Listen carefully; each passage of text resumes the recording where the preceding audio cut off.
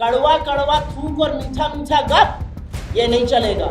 जब श्रेय आप लेना चाहते थे राम मंदिर का, जब चेहरा अपना चमकाना चाहते थे, तो जब वहां पर महापाप हुआ है तो आपको बोलना पड़ेगा। योगी आदित्यनाथ हर महीने राम मंदिर जाते थे।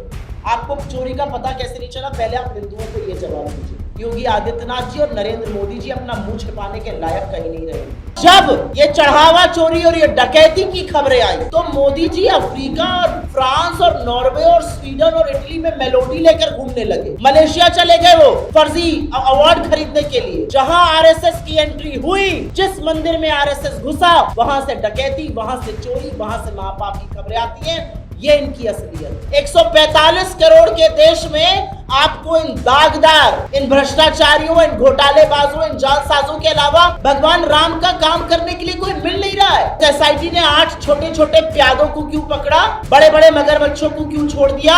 उस एसआईटी ने क्यों एफआईआर नहीं करवाई चंपत राय बंसल और अनिल मिश्रा और गोविंद गिरी और तमाम लोगों के खिलाफ? भगवान राम के नाम पर डकैती डाली गई और ये स्वयं भू हिंदुत्व के ठेकेदार हमारे धर्म के नाम पर कलंक है। और हम भगवान राम के पुजारी हैं, वो भगवान राम के व्यापारी हैं। बीजेपी और आरएसएस ने प्रवेश नगर कीजिए सब काजा, भगवान राम के मंदिर का संचालन तो हाथ में ले लिया, लेकिन मुंह में राम और बगल में छुरी रखने का काम किया।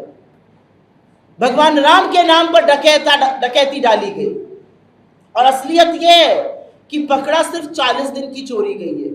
40 दिन में 70 बार भगवान राम का मंदिर लूटा गया। इन्होंने तो गजनवी को भी पीछे छोड़ दिया और ये स्वयं भू हिंदुत्व के ठेकेदार हमारे धर्म के नाम पर कलंक है। बीजेपी और आरएसएस के लोग उस ट्रस्ट में भरे हुए थे जिस ट्रस्ट के ऊपर भगवान राम के मंदिर के संचालन की जिम्मेदारी थी। आनन फानन में एक एसआईटी का गठन होता है और अब मैं कुछ क्रमवार तरीके से कुछ ही मुद्दों पर बोलूंगी। पहले एसआईटी पर चर्चा करते हैं। एक एसआईटी बनाई गई, उसका देखरेख उसके प्रमुख विजय विश्वास पंत जी थे। विजय विश्वास पंत जी मध्यांचल वितरण विद्युत निगम के एमडी थे। उनके खिलाफ फ्रॉड की, जालसाजी की, भ्रष्टाचार की 2 एफआईआर। एक ऐसा व्यक्ति इनको मिला एसआईटी का चीफ बनाने के लिए। बाबुओं ने आपस में जांच करी, बाबू को जांच सौंप दी। उस एसआईटी की जांच गोपनीय क्यों है? उसको सार्वजनिक क्यों नहीं किया जा रहा है? उस एसआईटी ने 8 छोटे छोटे प्यादों को क्यों पकड़ा, बड़े बड़े मगरमच्छों को क्यों छोड़ दिया? उस एसआईटी ने क्यों एफआईआर नहीं करवाई चंपत राय बंसल और अनिल मिश्रा और गोविंद गिरी और तमाम लोगों के खिलाफ? क्या उनको माल ठिकाने लगाने के लिए छोड़ दिया गया था और आपकी आंखों में धूल झोंकने के लिए 2 घंटे की पूछताछ कर ली गई चंपत राय बंसल से?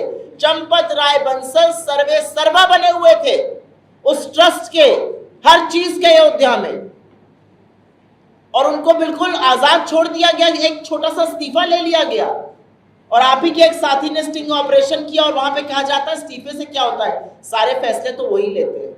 और यह सच है कि जो एजेंसी लोगों का रिक्रूटमेंट करती थी उसको एक फर्रे में नाम लिखकर भेजने वाले चंपत राय बंसल थे। उन्हीं लोगों ने चोरी करी, उनको गिरफ्तार किया गया।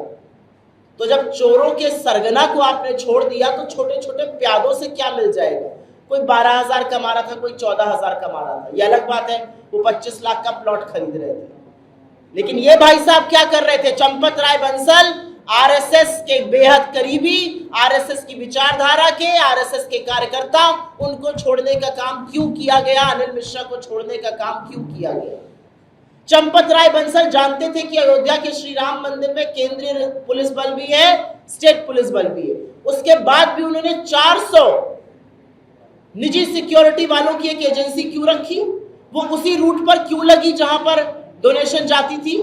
उनका क्या काम था? उनको 1 करोड़ रुपए महीने का क्यों भुगतान होता था? वो एजेंसी बीजेपी के एक एक्स एमपी, आरएसएस के एक कार्यकर्ता की थी, बिहार से है वो।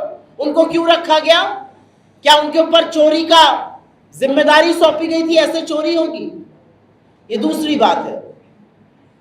तीसरी बड़ी बात, और ये बात जरूरी है कहनी, एसआईटी की जांच आती है, सेक्रेटरी को सौंप दी जाती है, वो गोपनीय है, वो गुप्त है।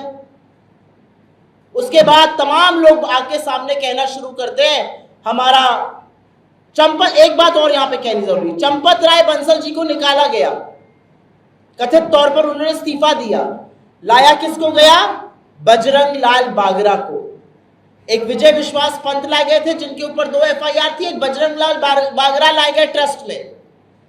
वो ट्रस्ट में आए, ये वो व्यक्ति है जो नालको का CMD बना, लेकिन इनके खिलाफ घोटाले के और जालसाजी और भ्रष्टाचार के इतने केसेस थे कि CVC इनको क्लियरेंस नहीं दे पाया और इनको अपने पद से इस्तीफा देना पड़ा। 145 करोड़ के देश में आपको इन दागदार, इन भ्रष्टाचारियों, इन घोटालेबाजों, इन जालसाजों के अलावा भगवान राम का काम करने के लिए कोई मिल नहीं रहा है। कोई बेदाग छवि का व्यक्ति, कोई साफ सुथरा व्यक्ति, कोई सम्मानित, कोई मर्यादित व्यक्ति। ये मर्यादा पुरुषोत्तम की सेवा में आपने ऐसे लोगों को लगाया है। अब बात करते हैं ट्रस्ट का संचालन हो कैसे रहा था। गोविंद गिरी ट्रस्ट के कोषाध्यक्ष हैं। सब लोग जानते हैं भगवान राम का मंदिर बना, भर भर के चढ़ावा और चंदा आ रहा था। गोविंद गिरी से पूछा गया, आप ट्रस्ट में थे, आपकी क्या जिम्मेदारी थी, आपने क्या काम किया? गोविंद गिरी ने बिना पलक झपकाए कहा, जी मैं तो पुणे में रहता हूं, मैं महीने में 5 दिन के लिए एक आदमी को भेज देता था, वो जाके काम देख लेता था और मैं निश्चिंत रहता था। आपकी नाक और कान और आंख के नीचे चोरी होती रही, आपने भगवान राम की सेवा ही आउटसोर्स कर दी। महीने में 5 दिन आपने एक आदमी को भेजकर आप लंबी चादर ओढ़े सोते रहे, जो शक के दायरे में है, जिनसे सवाल जवाब होने चाहिए, जिनके खिलाफ FIR होनी चाहिए। वो ट्रस्ट की मीटिंग के बाद मीडिया ब्रीफिंग कर रहे गोविंद गिरी, और उनसे जब आपके जैसे निर्भीक पत्रकारों ने सवाल पूछा तो उन्होंने माइक छीन लिया, वो गुस्सा हो गए। मैं पूछना चाहती हूं उनसे, आप कोषाध्यक्ष नियुक्त हुए थे, भगवान राम का चढ़ावा ऐरा गहरा नत्थू खेरा नहीं है। करोड़ों श्रद्धालु अपने जीवन की कमाई आकर वहां चढ़ाते हैं। महिलाओं ने अपना मंगलसूत्र वहां चढ़ाया, लोगों ने अपनी मां के जेवर गलाकर वहां पर चीजें दान करी, किसी ने अपनी पूरी पेंशन वहां दान कर दी, और आप कह रहे हैं कि मैं किसी को 5 दिन के लिए भेज देता हूं। यह जालसाजों से ट्रस्ट बना हुआ है। और अब बात करते हैं उस ट्रस्ट की। क्या है राम जन्मभूमि क्षेत्र ट्रस्ट? इस ट्रस्ट को बनाया नरेंद्र मोदी ने, देश के प्रधानमंत्री ने। उन्होंने फरवरी 2020 में चुन चुनकर RSS से प्रेरित लोगों को, RSS के कार्यकर्ताओं को इस ट्रस्ट में डाला, चाहे वो चंपत राय बंसल हो, चाहे वो अनिल मिश्रा हो, चाहे वो गोविंद गिरी हो, चाहे वो कोई भी हो, कृष्ण मोहन हो, तमाम ऐसे लोगों को डाला गया। और उस ट्रस्ट को RTI से निकाला गया। तमाम हिंदू देवी देवताओं के ट्रस्ट हैं, तमाम सिख धर्म के ट्रस्ट हैं, सब RTI में हैं, सब सरकार के लिए जवाबदेही है, सबके आंकड़े देखे जा सकते हैं। इस ट्रस्ट को क्यों निकाला गया RTI से? ना PM केयर फंड का पैसा पता चलेगा, ना राम मंदिर ट्रस्ट का पैसा पता चलेगा। और अब मूल मुद्दे की बात, राम मंदिर का जो निर्माण हुआ वो उच्चतम न्यायालय के ऑर्डर के बाद हुआ, लेकिन श्रेय लेने का सारा काम नरेंद्र मोदी ने किया। भूमि पूजन किसने किया? नरेंद्र मोदी ने। शिलान्यास किसने किया? नरेंद्र मोदी ने। मंदिर का उद्घाटन किसने किया? नरेंद्र मोदी ने। प्राण प्रतिष्ठा किसने की? नरेंद्र मोदी ने। ध्वजारोहण किसने किया? नरेंद्र मोदी ने।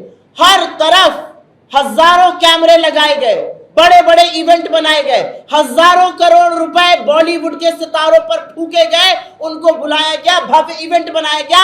सारा श्रेय नरेंद्र मोदी ने लिया, और श्रेय इस हद तक लिया गया कि मोहन भागवत और नरेंद्र मोदी ने बैठकर मंदिर में पूजा अर्चना की, जबकि हिंदू धर्म और मान्यताओं के अनुसार प्राण प्रतिष्ठा बिना बामांग में पत्नी को बिठाए आप नहीं कर सकते हैं।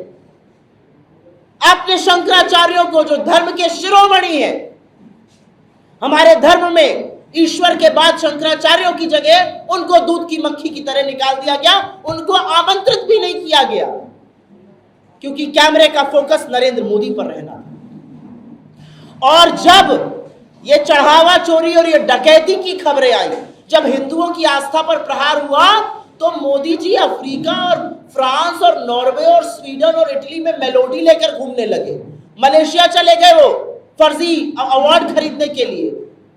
ऑस्ट्रेलिया जब चले गए, मलेशिया में बता रहे हैं 2+6 8 होता है, 1+7 8 होता है। ऑस्ट्रेलिया में समझा रहे हैं 1+1 2 होता है, हमारे लिए 1+1 11 होता है।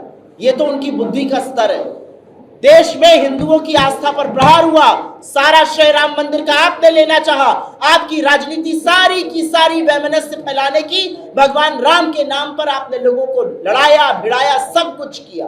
और जब भगवान राम के दरबार में चोरी हुई तो आपने मुंह में दही जमा ली और आपने आंखों पर पट्टी बांध ली, हे राम जी जैसे जगत बनाई नहीं। लेकिन इस देश का हर हिंदू जानता है, अगर आपने श्रेय लिया है और महापाप हुआ है तो महापाप के भागीदार आप भी। मैं पूछना चाहती हूं, प्रधानमंत्री की आईबी, मुख्यमंत्री योगीनाथ का एलआईयू, तमाम खुफिया एजेंसीज के माध्यम से आपको पता ही नहीं चल रहा था वहां क्या हो रहा है। अगर पता नहीं चल रहा था तो कैसे फेलियर लोगों के, कैसे इनकॉम्पिटेंट लोगों के हाथ में सत्ता, और अगर पता चल रहा था और आपने कुछ नहीं किया तो आप महापाप के भागीदार हैं। क्योंकि यह भी सच है कि राम मंदिर में हुई चोरी के बारे में वहां के अकाउंटेंट्स ने चंपत राय बंसल को जाकर बताया था, चीजें रिपोर्ट हुई थी, पेपर अखबारों में आई थी, चाहे वो महिपाल हो चाहे वो 2 और लोग हो, उनको नौकरी से निकाल दिया गया। और ये सिर्फ चढ़ावा चोरी से शुरुआत नहीं हुई थी, ये शुरुआत तो उसी दिन हो गई थी जिस दिन चंपत राय बंसल ने 2 करोड़ की जमीन 10 मिनट में 18 करोड़ की कर कर राम मंदिर ट्रस्ट को बेची थी, अपने भाई बंधुओं को खूब पैसा कमवाया था।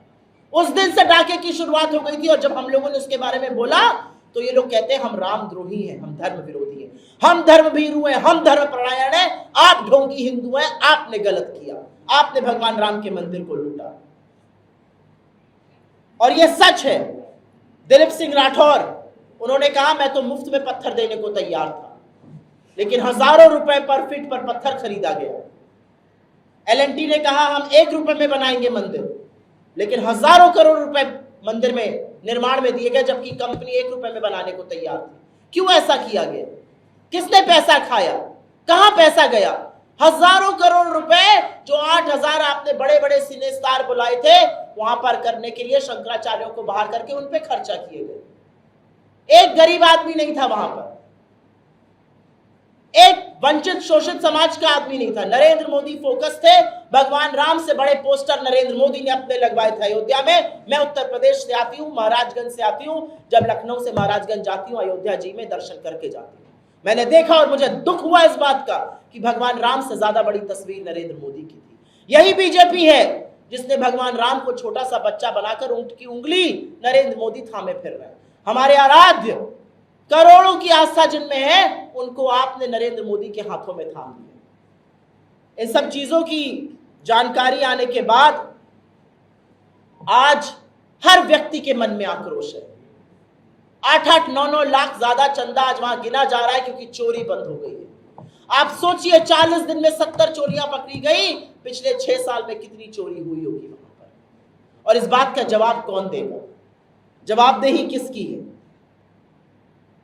मैं अंत में ये कहूंगी, कांग्रेस पार्टी हर मंच से, इस मंच से और हर मंच से इसकी बिल्कुल निष्पक्ष जांच हो, सीबीआई की इंक्वायरी हो, सिटिंग सुप्रीम कोर्ट जज की निगरानी में हो, इसकी मांग करती है।